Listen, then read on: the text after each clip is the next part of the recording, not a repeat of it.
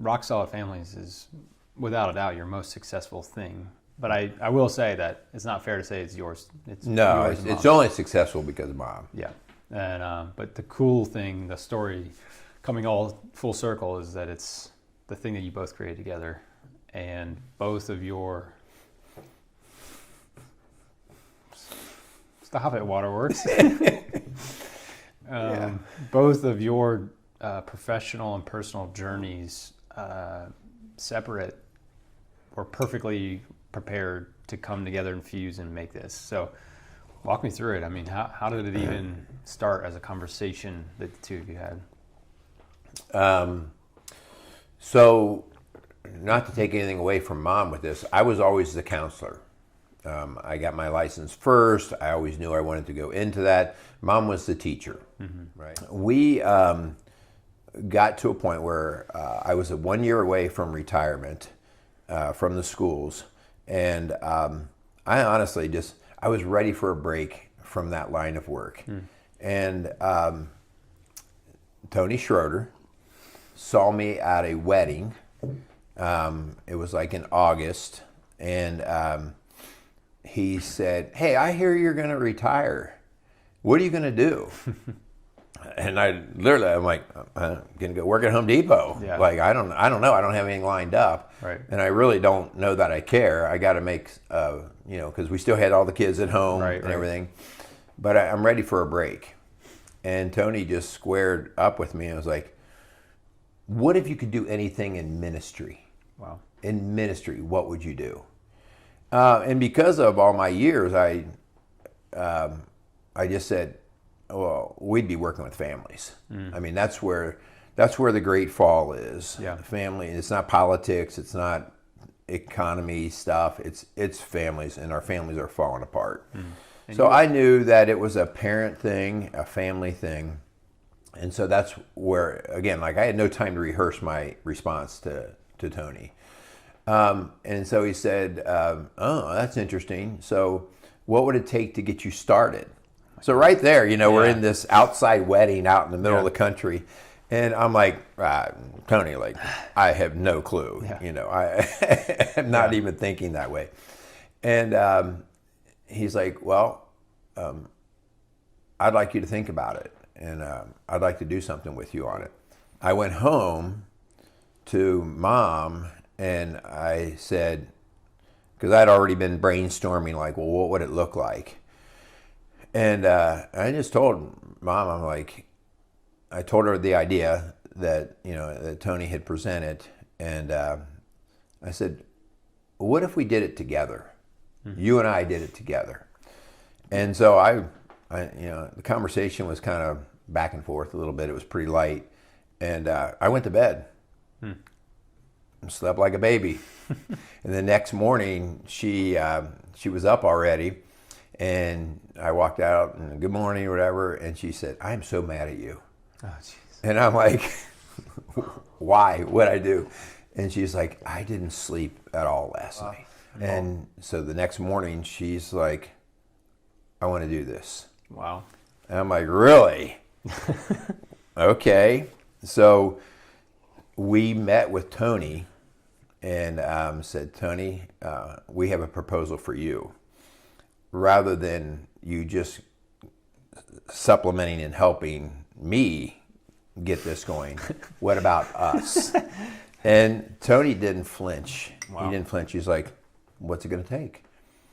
And Mom and I had talked about, like, well, what would we need? Yeah. And Tony's like, let's go. Let's get started.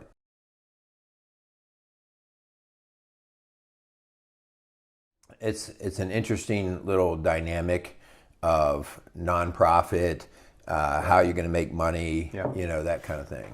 So, what would you say over those 8,000 sessions and probably hundreds, if not thousands, of different families and individuals? What's sort of the 80-20 on some common pearls of wisdom that you find yourself just, if I could only say these 2 or 3 things, you would pass on?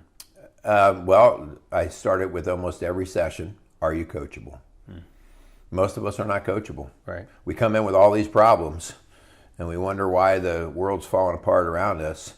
But most of us are, and again, I'm included in this. Most of us were arrogant, prideful people. Yeah. And I am at that point where I need help, but I don't know if I'm ready to do the work.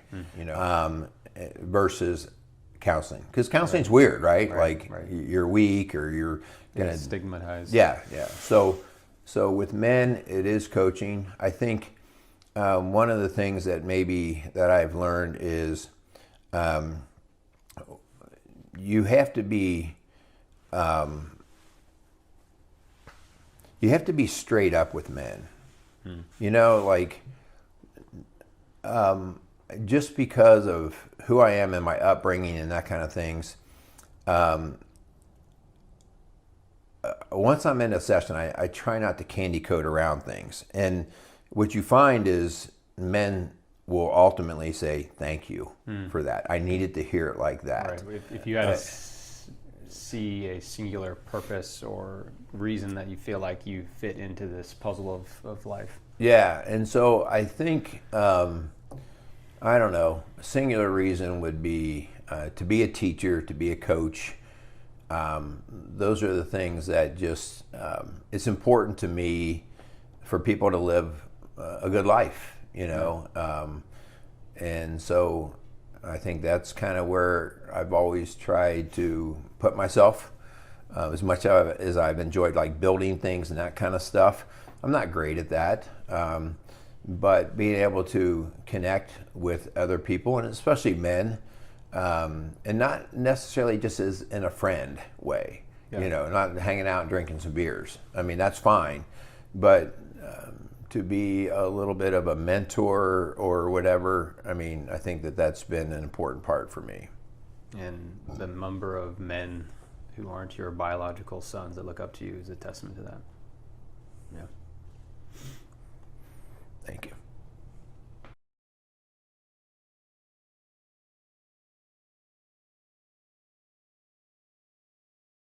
What do we do when life does hit us sometimes upside the head, takes us off our feet? Right. Yeah, these are natural events. I before we get started, Hannah, I think it's really important. I think sometimes everybody tries to attach everything to whether God did that to me or did not do that to me. And I think we have to be really careful with that sort of thing, as if God walks around and points, okay, those guys are bad, so here's what's going to happen. Actually, and the point being is sometimes storms make you sit back and think, do I have my act together? Am I right with God? And sometimes that's just the motivator that we need. We need to get smacked around.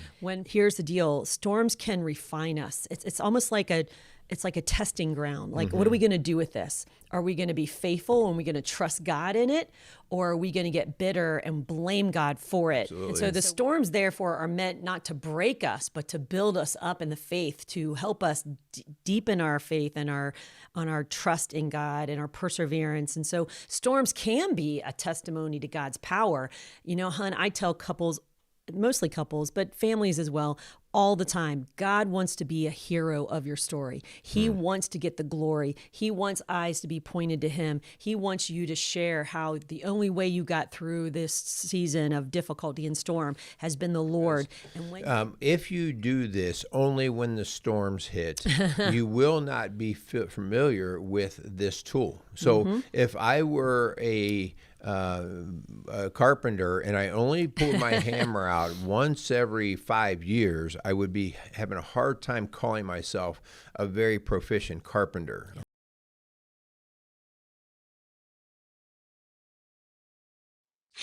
Hey, Nick, it's Mom. Can you please call me as soon as you can? Just need to share some things with you. It's about Dad. Love you. Bye.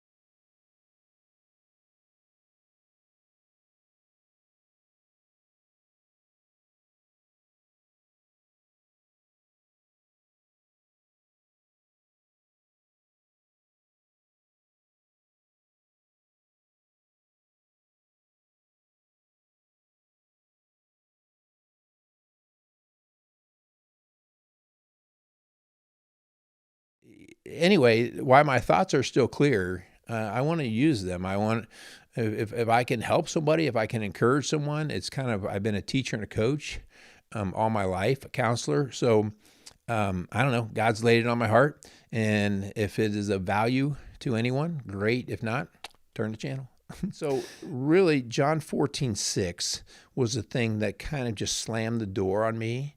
And it made me say, is he who he says he is? And am I going to get out of the way? He's the way. He's the truth. He's the life. I'm not. And that is hard because we all want a level of control of something. And so with that surrender comes one of the most freeing, powerful things that we can do. And that is to put it in his hands and to trust. And if you don't get that, it means really you're in the wrestling match. I mean, do I want what I have? No, I pray every day, please take this away. But I also don't not want it if there is something that I can give to somebody else, whether it's a teaching, whether it's just bringing somebody to their knees, falling to your knees, man. Falling to your knees is an act of strength and courage. It is not of weakness. To God's credit only, when we did get the news, we knew where to go. Mm-hmm. Like, we weren't in like freak out zone. No. And I think that's where having that plan in advance. What would you do if you were delivered this news? Yeah. Would your ducks be in a row? Would your house be in order? Is your foundation strong? Is your foundation strong? And we've had a little time to clean some of that up. God knew, like, brother, you need a little time, which is fantastic. Gift, but many of us don't, right? And so I think it's just really, I hope you get that message, like, stop taking all of these relationships and life moments for granted. And that's really the piece. Then I can't really lose in this situation. Right. And so now that doesn't mean there aren't tears. It doesn't mean there's not sadness, because you're still a physical being. And the hardest thing really is thinking about, don't go there. Don't. Yeah, what I will miss out with family and grandkids and stuff like that. That continues to be the thing that gets me. But very like, well, when I'm dead, it's done. And Charlie and Jesus are the perfect example of no. Don't waste it. Yeah, now is when it actually has an opportunity to build the legacy into the next generation, into the next message, and so this is what our prayer would be, that, that Rock Solid Families continues on, and not that we have to get any of the credit, but the work will continue. And so I think that's important when you think about your own life. Yeah, you want to be doing what you need to do now while you can, but you're just planting the seeds. Yeah.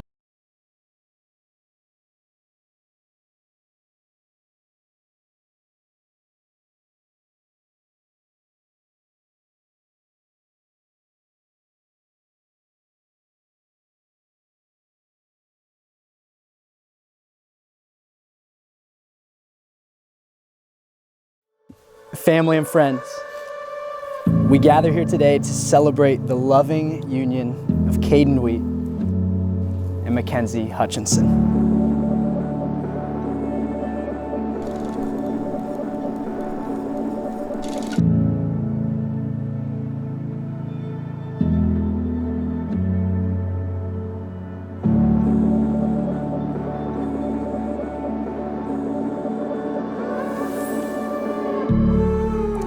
Or as I call her, the real blonde in the friendship, is the kind of friend who makes you laugh so hard you even forget why you were laughing to begin with.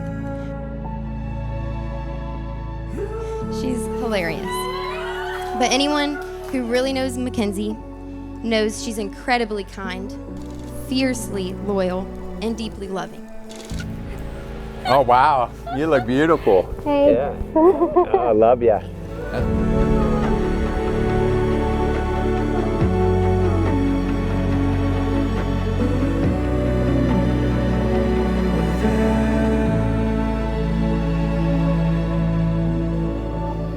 Mackenzie, I can't say thank you enough because you've brought out the best in Caden, and honestly, in everyone you're around.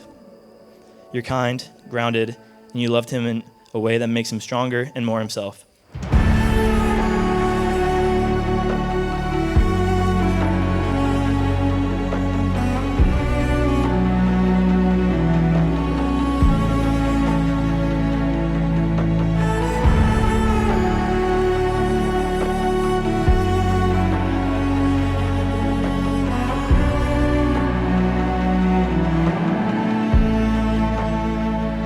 In the presence of God, In the presence of God, I, Mackenzie, I, Mackenzie, take you, Caden, take you, Caden, to be my husband. to be my husband.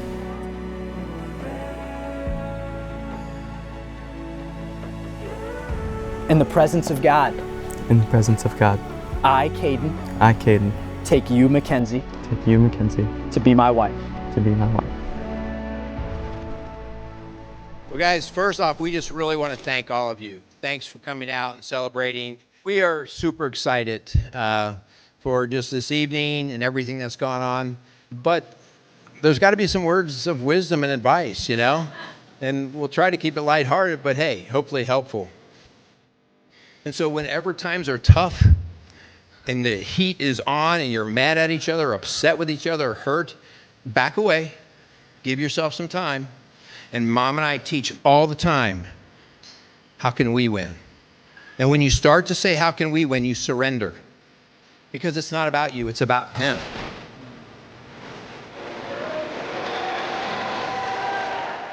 The way these two have grown, not just in love, but in their faith, is something truly beautiful. They've built their relationship on Christ, and you can see that in everything they do.